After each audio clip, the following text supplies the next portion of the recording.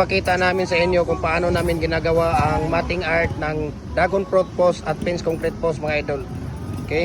So mayroon tayong dalawang design ng stirrup natin, yung parang Y at ayan. Dito ay distansya dito ay 3 inches, tapos 1 feet, 1 feet, 1 feet, tapos 7 inches papunta doon sa dulo. So ano pang hinihintay ninyo? Kung yun ay dragon fruit post molder ang hinahanap ninyo or fence concrete post molder, hollow blocks molder, dito na kayo sa Gem Hardware, ang Kukulamber Concrete Products, Balulang Brands.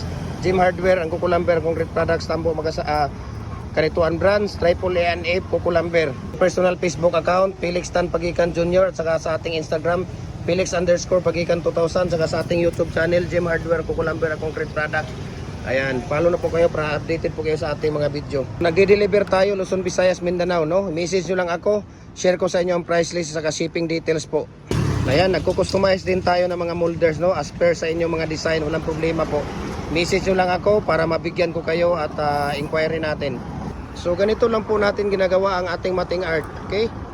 Ito po ay 4x4 by 7 feet na dragon fruit post or fence concrete post yung ginagawa natin. Ayan, so ganun lang po kasimple, no?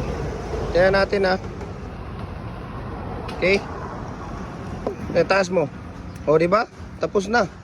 Ganun lang po. Maraming salamat and God bless po sa ating lahat.